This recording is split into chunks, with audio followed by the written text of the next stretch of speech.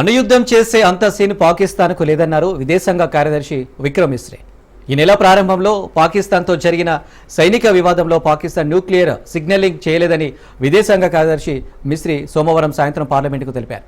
ఈ వివాదం సాంప్రదాయకంగా మిగిలిపోయిందని, పాకిస్తాన్ చైనా తయారు చేసిన ఆయుధాలను ఉపయోగించిందని, HQ-9 క్షిపణి రక్షణ వ్యవస్థతో సహా ఎలాంటి ఉపయోగం లేకపోయిందని house of external affairs standing కమిటీకి ఆయన చెప్పారు.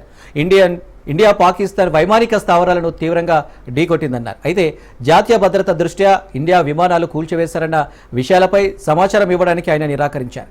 పాకిస్తాన్ భారత్కు చెందిన 5 జెట్లను కూల్చివేసినట్టుగా నివేదికలు వచ్చాయి. ఇండియా పాకిస్తాన్ మొత్తం వ్యవహారంలో అణ్వాయుధాలకు సంబంధించిన వినియోగం చర్చకు రాలేదన్నారు మిశ్రీ. భారత దళాలను లొంగదీసుకోవడానికి, బ్లాక్మెయిల్ చేయడానికి పాకిస్తాన్ అణ్వాయుధాలన్న మాట ప్రయోగించింది. అయితే పాక్ వ్యాఖ్యలపై ప్రధాని నరేంద్ర మోడీ విరుచుకుపడ్డారు. భారతదేశం అన్బ్లాక్మెయిల్కు భయపడదని మోడీ అన్నారు. ఇలాంటి ప్రేలాపనలు చేస్తే సురక్షిత స్వర్గధామాలైన పాయింట్ బ్లాక్లో అటాక్ చేస్తామని తప్పదని హెచ్చరించారు. భారత వైమానిక దళం పాకిస్తాన్లోని కిరాణా హిల్స్ను తాకినట్లు వచ్చిన పుకార్లను గతంలో కొట్టివేసింది. ఆ దేశం అణుకేంద్రం ఇక్కడే ఉందని చెప్తారు. హాస్యాస్పదంగా ఎయిర్ మార్షల్ ఏకే భారతి విలేకరులతో మాట్లాడుతూ కిరాణా హిల్స్ గురించి తాను వినలేదని, దేని గురించి చెప్పినందుకు ధన్యవాదాలు తెలిపారు.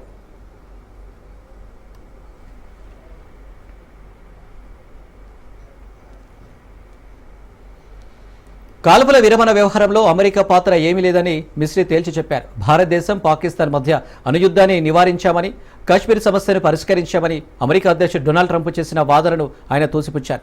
పాకిస్తాన్ ముందుగా చర్చలు కోరుకుందని ఇండియా స్పష్టం చేసింది.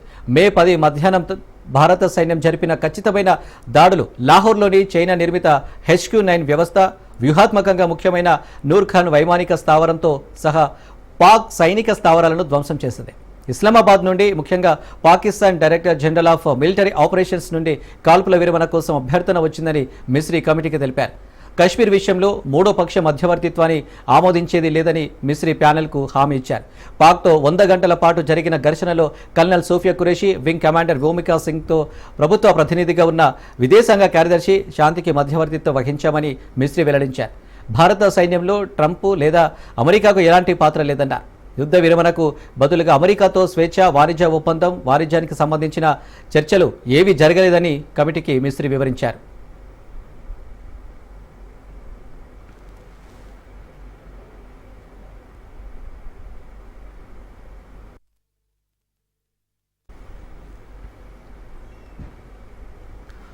యూట్యూబర్ జ్యోతి మల్హోత్రా దేశవ్యాప్తంగా సంచలనం రేపుతోంది. పాక్ గూఢాచర్యం కేసులో జ్యోతితో పాటు ఆమెకు సహకరించిన మరో 6గురిని హర్యానా పోలీసులు అదుపులోకి తీసుకున్నారు. నిందితురాలి సోషల్ మీడియా ఖాతాలను పరిశీలించగా ఆమెకు ఒడిశాలోని పూరికి చెందిన ప్రియాంకతో సంబంధాలు ఉన్నట్లు తేలింది. ఆ విషయాన్ని పూరి పోలీసులకు తెలియడంతో ఎస్పీ వినీత్ అగర్వాల్ ఆధ్వర్యంలో దర్యాప్తు చేస్తున్నారు.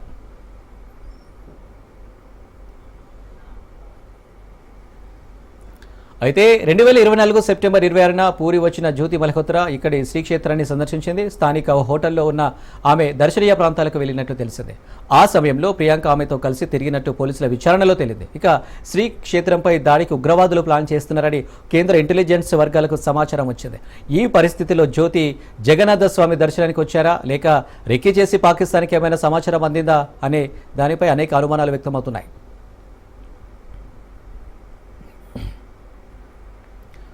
యూట్యూబర్ ప్రియాంక సేనాపతి 3 నెలల క్రితం పాకిస్తాన్లోని కర్తార్పూర్ను సందర్శించారు. ఈ నేపథ్యంలో ఆమె పాకు ఎందుకు వెళ్లారు, అక్కడ ఏం చేశారు, ఎవరెవరిని కలిశారు అనేది ప్రస్తుతం కీలకంగా మారింది.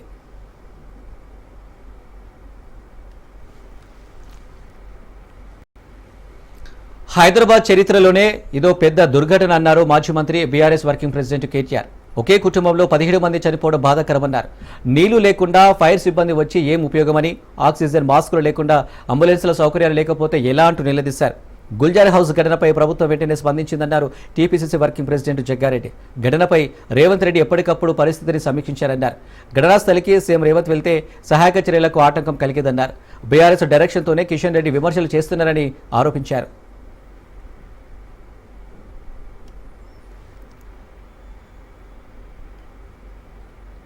పాపులేటెడ్ ఏరియా, ఇక్కడ ఒక ఫైర్ ఇంజన్ రానికి పోనికి కూడా జాగుండదు. తెల్లారు లేస్తే అంత ట్రాఫిక్ ఉంటుంది.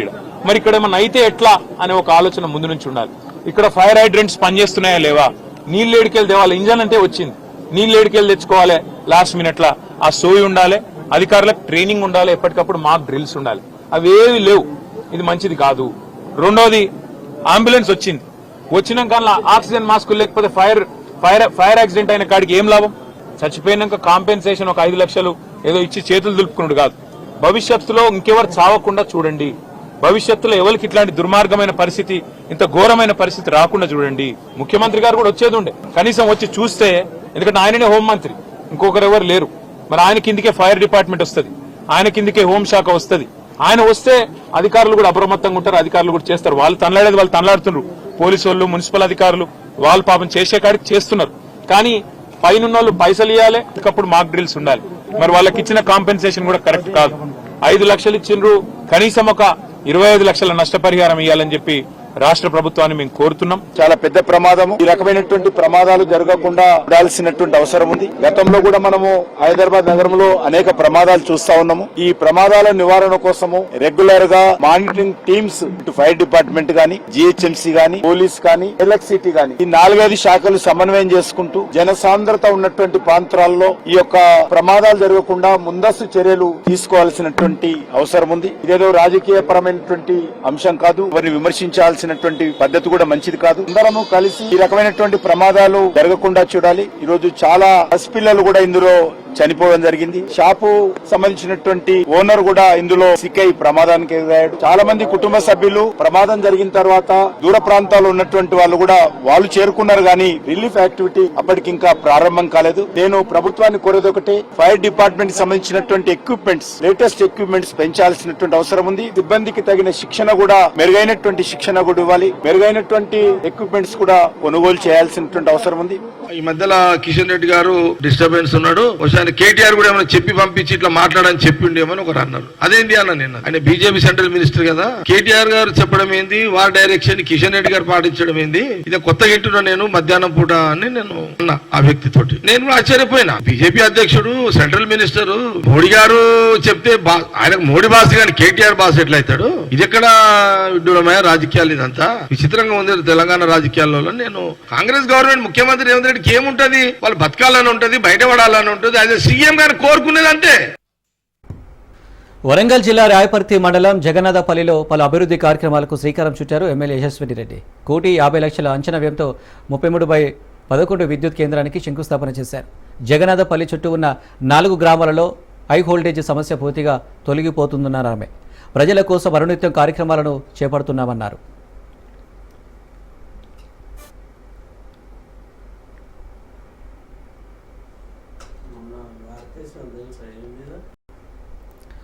ఏలూరు జిల్లా చింతలపూడిలో టీడీపీ మినీ మహానాడు కార్యక్రమం నిర్వహించారు. ఈ కార్యక్రమంలో ఎమ్మెల్యేలు రోషన్ కుమార్, చింతమనేని ప్రభాకర్, మాజీ ఎమ్మెల్యే వీరాంజనేయులు పాల్గొన్నారు.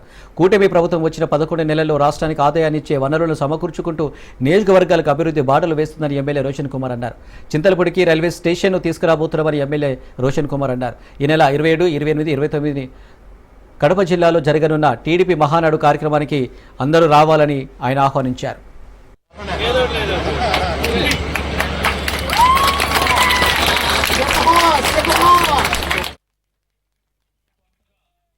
వచ్చినటువంటి శాసనసభ్యుల్ని పూర్తి స్వేచ్ఛనిచ్చి నియోజకవర్గం యొక్క అభివృద్ధికి, గ్రామాల యొక్క అభివృద్ధికి అన్ని విషయాల్లో కూడా మీ యొక్క నిర్ణయమే మా నిర్ణయం.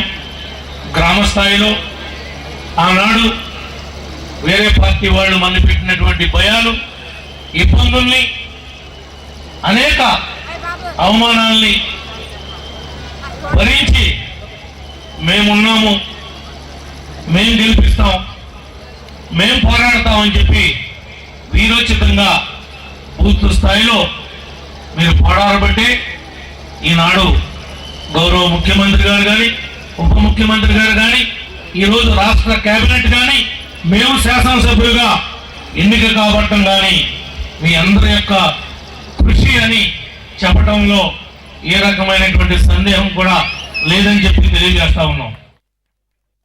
గారు మరి అప్పుడు పొత్తులో భాగంగా మా ఉంగుటూరు సీటు జనసేనకి కేటాయించినప్పుడు మేమందరూ కూడా నాయకుడి యొక్క మాటను మరి శిరసావించి కూటమిని గెలిపించడంలో ఒక ఉంగుటూరే కాదు, ఏలూరు జిల్లాలో తెలుగుదేశం పార్టీ అంతా కూడా, కూటమి సభ్యులంతా కూడా కలిసికట్టుగా 7 నియోజకవర్గాలు గెలిపించినటువంటి సందర్భంలో చంద్రబాబు నాయుడు గారు ఎంతో నమ్మకంతో ఆంజనేయులు పడిన కష్టానికి ఈ రోజు నాకు ఎంతో ప్రతిష్టాకరమైనటువంటి డిసిసిబి బ్యాంక్ గాని, అప్గాప్ చైర్మన్ గాని నాకు ఇచ్చినందుకు చింతలపూడి నియోజకవర్గ మినీ మహానాడు వేదికగా మరి చంద్రబాబు నాయుడు గారికి పాదాభివందనం చేస్తూ, అలాగే యువనాయకుడు లోకేష్ గారికి పూర్తి స్థాయిలో కృతజ్ఞతలు చెబుతూ పల్లా శ్రీనివాస్ గారికి కానీ రాబోయే రోజుల్లో మన శాసనసభ్యులతో పాటు, మన ఎంపీ గారితో పాటు, మన మంత్రివర్యులతో పాటు నాకు చేతనైనటువంటి సహాయం సత్యసాయి జిల్లా మడకశిర పట్టణంలో టీడీపీ మినీ మహానాడు కార్యక్రమం ఘనంగా నిర్వహించారు.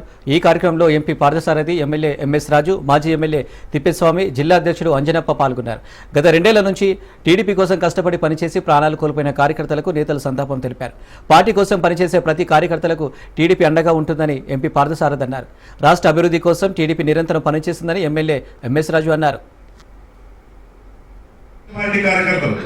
గత సంవత్సరం రోజుల్లో గత 2 నియోజకవర్గానికి గుండెలు తిప్పేశామన్న ఈ నియోజకవర్గంలో పుట్టడం నిజంగా మడకశిర నియోజకవర్గ అదృష్టాన్ని, కుటుంబం, గ్రామం, నియోజకవర్గం ఈ 3 ఆయనకు వేరు కాదు. ఈ 3 ఒకటే. సొంత గ్రామమైన, నియోజకవర్గమైన, సొంత కుటుంబమైన అహర్నిశలు నియోజకవర్గ అభివృద్ధి, ప్రజల సంక్షేమం ఈ రెండింటి గురించే పరితపించేటువంటి వ్యక్తి. నేను ఆంధ్రప్రదేశ్ లో అనేక జిల్లాలు, ఉమ్మడి రాష్ట్రంలో అనేక జిల్లాలు తిరిగిన మంత్రులుగా పనిచేసినటువంటి వ్యక్తుల గ్రామాలు కూడా అభివృద్ధి చెందిండవు. ఇంకా గట్టిగా చెప్పాలంటే మీరందరూ ఎప్పుడన్నా బాబునూరు పోండి, రాజశేఖర రెడ్డి సొంత గ్రామం పులివెందులలో రాజశేఖర రెడ్డి సొంత గ్రామానికి పోతే మీకు అర్థమవుతుంది ఇప్పటికీ అభివృద్ధికి నోచుకున్నటువంటి గ్రామం. గుండుమలని చూడండి ఒకసారి. మొదట తన కుటుంబం, తర్వాత గ్రామం, నియోజకవర్గం ఈ 3టిని సమాంతరంగా చూసేటువంటి నాయకుడిని నేను రాష్ట్రంలో ఎవరు చూడు. కుటుంబం ఒకటే, నియోజకవర్గం ఒకటే, గ్రామం ఒకటే, ఈ 3టిని సమానంగా చూసేటువంటి నాయకుడు. పల్నాడు జిల్లా నర్సరావుపేటలో టీడీపీ మినీ మహానాడు నిర్వహించారు. ఈ కార్యక్రమానికి ఎమ్మెల్యే చదలవాడ అరవింద్ బాబు, గ్రంథాలయ చైర్మన్ కోటేశ్వరరావు, రాష్ట్ర కార్యదర్శి రామచంద్ర ప్రసాద్ పాల్గొన్నారు. ఈ నెల 27, 28, 29 కడపలో జరగబోయే టీడీపీ మహానాడు కార్యక్రమానికి నర్సరావుపేట పార్టీ శ్రేణులు పెద్ద ఎత్తున పాల్గొని విజయవంతం చేయాలని ఎమ్మెల్యే చదలవాడ అరవింద్ బాబు పిలుపునిచ్చారు.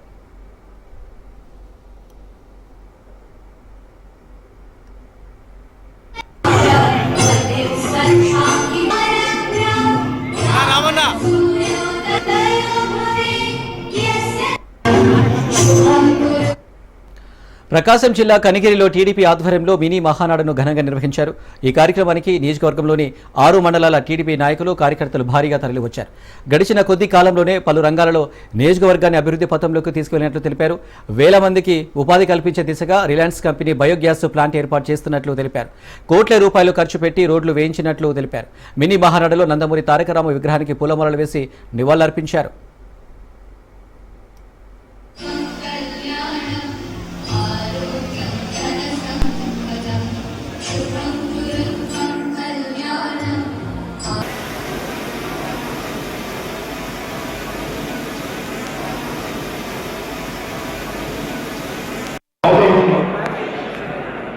మా పేరు కూడా అక్కడ ఆ గ్రూప్ లో ఫేస్ ఉన్నాయి.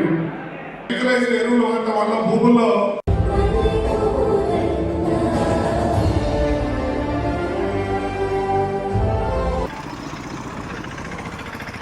తూర్పు గోదావరి జిల్లా రాజమహేంద్రవరంలో టీడీపీ మినీ మహానాడు నిర్వహించారు. ఈ కార్యక్రమంలో టీడీపీ నాయకుడు గోరంట్ల రవిరామ్ కిరణ్ పాల్గొన్నారు. రాజమండ్రి రూరల్ నియోజకవర్గం టీడీపీకి కంచుకోటగా మార్చడానికి గోరంట్ల బుచ్చయ్య చౌదరి ఎంతో కృషి చేస్తారని రవిరామ్ కిరణ్ అన్నారు.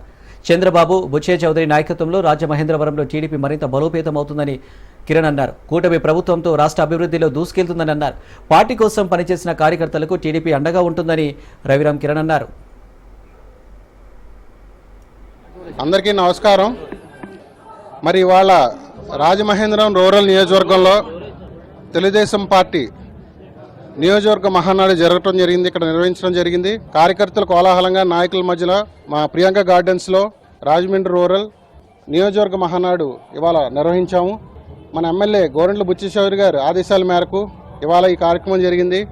నియోజకవర్గంలో జరిగిన అభివృద్ధి గురించి, చేయాల్సిన అభివృద్ధి గురించి, తర్వాత కార్యకర్తల గురించి, వాళ్ళ అవసరాల గురించి, రేపు కడపలో జరగబోయే మహానాడు ఇక్కడి నుంచి ఎవరెవరు వెళ్తారో అక్కడ ఏర్పాట్ల గురించి, పార్టీ విధానాల గురించి, మా నాయకుల గురించి చర్చించాం. మీ అందరికీ తెలుసు, రాజమండ్రి రూరల్ అనేది తెలుగుదేశం కంచుకోట. దానికి ప్రధాన సూత్రధారి మన ఎమ్మెల్యే గోరంట్ల బుచ్చిచౌదరి గారు. అనేక సంవత్సరాల అభివృద్ధి, సంక్షేమం, కార్యకర్తల్ని, నాయకుల్ని తయారు చేసి ఇవాళ రాజమండ్రి రూరల్ని తెలుగుదేశం కంచుకోటగా తీర్చిదిద్దారు. మా నాయకులందరూ కూడా ఆయన ఇచ్చిన జీవీఎంసీ డిప్యూటీ మేయర్ ఎన్నికల్లో కూటమి సర్కార్లో విభేదాలు బయటపడ్డాయి. కూటమి సర్కార్ జీవీఎంసీ డిప్యూటీ మేయర్ ఎన్నికను ప్రతిష్టాత్మకంగా తీసుకుంది. కోరం లేకపోవడంతో అధికారులు రేపటికి వాయిదా వేశారు. డిప్యూటీ మేయర్ ఎన్నికకు మొత్తం 56 మంది కార్పొరేటర్లు కావాల్సి ఉండగా 54 మంది మాత్రమే కౌన్సిల్కు హాజరయ్యారు. దీంతో ఈ ఎన్నికను వాయిదా వేశారు. కూటమిలోని పార్టీల సర్దుబాటులో భాగంగా ఈ పదవిని జనసేనకు కేటాయించారు. దీంతో ఒక్కసారిగా టీడీపీ ఆశావాహులు అసహనం వ్యక్తం చేశారు. జనసేనకు చెందిన నాగరాజు సైతం పదవి దక్కలేదని సమావేశానికి హాజరు కాలేదు. కోరం సభ్యులు లేకపోవడంతో జీవీఎంసీ సమావేశం రేపటికి వాయిదా పడింది. దీనిపై మరింత సమాచారం మా విశాఖ ప్రతినిధి సూర్యప్రకాష్ అందిస్తారు. ఎంతో ఉత్కంఠభరితంగా సాగుతున్న జీవీఎంసీ డిప్యూటీ మేయర్ ఎన్నికైతే ప్రస్తుతం అయితే ఈ రోజుకైతే వాయిదా పడమే జరిగింది. దాదాపు 56 మంది కోరంకి కావాల్సిన సభ్యులు అయితే హాజరు కాకపోవడంతో 54 మంది సభ్యులు మాత్రమే ఉండడంతో ప్రస్తుతం అయితే రేపటికైతే వాయిదా వేయడం అయితే జరిగింది. ముఖ్యంగా జనసేనకు కేటాయించడం పైన స్థానికంగా ఉన్న టీడీపీ కార్పొరేటర్లు అయితే కొంత అసహనాన్ని వ్యక్తం చేశారు. దస్పుల్లా హోటల్లో, అలానే కొన్ని పరిసర హోటల్లో అయితే, ప్రముఖ హోటల్లో అయితే వాళ్ళందరూ బస్ చేస్తూ వాళ్ళపైన వాళ్ళు సపరేట్ క్యాంపెయిన్స్ రన్ చేసుకుంటూ డిప్యూటీ మేయర్ పదవి దక్కపోవడంతో వాళ్ళందరూ కూడా అసహనాన్ని వ్యక్తం చేస్తున్నారు. అందుకు సంబంధించి స్థానికంగా ఉన్న ఎమ్మెల్యేలు కూడా బుజ్జగించి 11 గంటలకు రావాల్సిన కార్పొరేటర్లు దాదాపు 5-12 వరకు లోపలికి రాకపోవడంతో ఈ యొక్క సమావేశాన్ని కాసేపట్లో పూర్తిగా వాయిదా వేసే అవకాశం ఉంటుందనే సమయంలో దాదాపు ఒక 32 మంది పైచులుగా కార్పొరేటర్లు అయితే లోపలికి రావడం అయితే జరిగింది. కానీ కార్పొరేటర్లు వచ్చినా కూడా 54 మంది కావడం ఈ యొక్క సమావేశాన్ని రేపటికైతే వాయిదా వేయడమైంది. దీనికి సంబంధించి రిటర్నింగ్ అధికారిగా, ఎన్నికల అధికారిగా ఎవరైతే ఉన్నారో అశోక్ మయూర్ జాయింట్ కలెక్టర్ అయితే ఈ యొక్క మొత్తం అధ్యక్షత అయితే వహించి స్థానికంగా అసలు ఒక్కొక్క క్రమ సంఖ్యలో అందరినీ కూడా లెక్కించడం అయితే జరిగింది. దాదాపు 56 మంది ఉండాల్సిన ప్రాంతంలో 54 మంది ఉండడం వలన ఈ యొక్క జీవీఎంసీ డిప్యూటీ మేయర్ ఎన్నికైతే రేపటికి వాయిదా పడడం అయితే జరిగింది. అసలు కూటమిలో ఏం జరుగుతుందనే విషయం అయితే అర్థం కాక ఒక్కసారిగా ఇక్కడ ఉన్న ఎమ్మెల్యేలు సైతం, అలానే స్థానికంగా ఉన్న ప్రజలు సైతం ఒక్కసారిగా షాక్ అవ్వడం అయితే జరిగింది. కూటమిలో కుమ్ములాటలకు ఇదే ఆద్యం పోస్తుందేమో అనే విధంగా అయితే ఉంది. జీవీఎంసీ స్టాండింగ్ కమిటీ ఎన్నికల్లో అయితే కూటమిలో ఉన్న ఐక్యతను 10 మందికి తెలిసే విధంగా అయితే అప్పట్లో వైసీపీలో ఉన్న కార్పొరేటర్లను సైతం కూటమి స్టాండింగ్ కమిటీ ఎన్నికలకైతే తీసుకొచ్చి దాదాపు 10 స్టాండింగ్ కమిటీ కౌన్సిల్ సమావేశానికి కావాల్సిన 10 మంది స్టాండింగ్ కమిటీ సభ్యులను కూడా ఎన్నుకోవడం జరిగింది. అందుకు సంసిద్ధమవుతూ లోపల అన్ని విధాలు ఏర్పాట్లు చేసుకొని అప్పట్లో ఒక సంబరాలు అయితే చేసుకోవడం జరిగింది. ప్రస్తుతం కూటమి సభ్యులకు ఇప్పుడు ఈ రోజు అయితే కూటమి సభ్యులు ఐక్యత కోల్పోవడం అయితే జరిగింది. ఈ విధంగా అయితే కూటమి ప్రభుత్వంలో కుమ్ములాట్లకు జీవీఎంసీ వేదిక కాబోతుందనే ఒక మెసేజ్ కూడా వెళ్ళడం అయితే జరుగుతుంది. ఇది ఎంతవరకు వెళ్తుందనే విషయం అయితే చూసుకోవచ్చు. అలాగే దీనిపైన అధిష్టానం ఏ విధంగా తీసుకుంటుందో కూడా ఒకసారి ఆలోచించాల్సిన అవసరం అయితే ఉంది. ఎందుకంటే టీడీపీ సభ్యులు ఎవరైతే కార్పొరేటర్లు ఉన్నారో వాళ్ళు వెంటనే ఈ యొక్క సమావేశానికి హాజరు కాకపోవడం సమయంలో ఎంతో కేటాయించి ఎంతో సహాయ సహకారాలు అందించిన జనసేన ఈ రోజు డిప్యూటీ మేయర్ అధిష్టానం నుండి వచ్చినా కూడా దాన్ని ధిక్కరించడం పైన ప్రస్తుతం టీడీపీ పార్టీ అయితే కొంచెం సీరియస్ గానే తీసుకుంటుందనే విషయం అయితే మనకి కనిపిస్తుంది. అలానే జనసేనలో కూడా కొంతమంది ఆశావాహులు అయితే ఎవరైతే ఉన్నారో వాళ్ళు కూడా లోపలికి రాకపోవడం, సమావేశం సమయానికి రాకపోవడంతో స్థానికంగా అయితే ఈ యొక్క సమావేశం పూర్తిగా అయితే పక్కదోవ పట్టడం అయితే జరిగింది. అది రేపటికి వాయిదా పడడం అయితే జరిగింది. వాయిదా పడడింది రేపటికి అయినా సరే రేపటికైనా ఇంతమంది వస్తారో రారో అనే దీంతో అయితే ప్రస్తుతం వీళ్ళందరినీ కూడా ఒక హోటల్లో సమావేశం ఏర్పాటు చేసి వాళ్ళతో మంతనాలు జరపడానికి అయితే స్థానికంగా ఎమ్మెల్యేలు అలానే ఎంపీలు కూడా చేరుకోవడం జరిగింది. ముఖ్యంగా ఈ యొక్క ఫ్లోర్ లీడర్స్ ఎవరైతే ఉన్నారో వాళ్ళు వారి యొక్క బాధ్యతాయుతంగా వాళ్ళు ముందుకు తీసుకెళ్తూ అందరు సభ్యులను కూడా తీసుకెళ్ళడానికి ప్రయత్నం చేస్తున్నారు. అలానే మేయర్ ఇప్పుడు ఎవరైతే ఉన్నారో పీలా గోవింద్ ప్రతిష్టాత్మకంగా తీసుకున్నారు. ఎందుకంటే ఆయన మేయర్ అయిన తర్వాత డిప్యూటీ మేయర్ గా ఈ యొక్క ఎన్నిక జరగబోతుంది. ఈ యొక్క ఎన్నికల్లో కూటమి ప్రభుత్వం అయితే విజయం సాధిస్తుంది.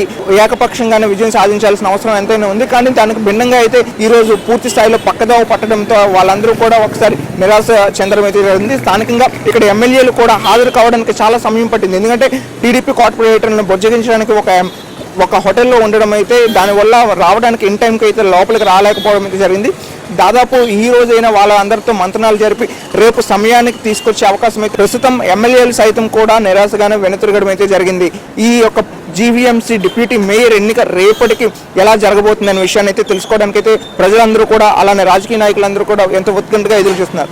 ఇక్కడ ఉన్న ప్రస్తుతం ఈ యొక్క జీవీఎంసీ కమిటీ ఎవరైతే లోపల కౌన్సిల్ హాల్లో కూడా ప్రస్తుతం ఇప్పటికీ మేయర్ హాల్లో అయితే సమావేశం అయితే జరగడం అయితే జరుగుతుంది. ఇక్కడ ఉన్న పరిస్థితి ఈ విధంగా ఉందనే విషయాన్ని అయితే లోపల అధికారులు కూడా తెలియజేస్తున్నారు. కెమెరా పర్సన్ ప్రసాద్తో సూర్యప్రకాష్, రాజ్ న్యూస్, విశాఖపట్నం.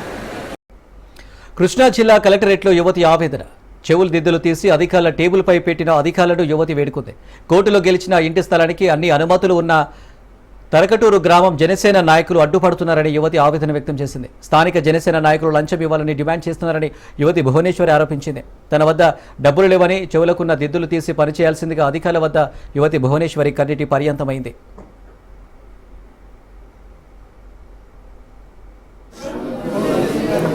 వాళ్ళు న్యాయం చేస్తారనమాట విలేజ్ లో. వాళ్ళు ఏంటి డబ్బులు ఇచ్చే వాళ్ళకి ఉన్న వాళ్ళకి న్యాయం చేస్తారు, లేని వాళ్ళకి న్యాయం చేయరు. వాళ్ళు ఆర్డర్స్ ఏమి లేకుండా డబ్బులు పెట్టి వాళ్ళు ఆర్డర్స్ తెచ్చుకున్నారు. సో మేము ఇంకా ఆఫీసుల చుట్టూరు తిరిగి వర్క్ ఇప్పటి వరకు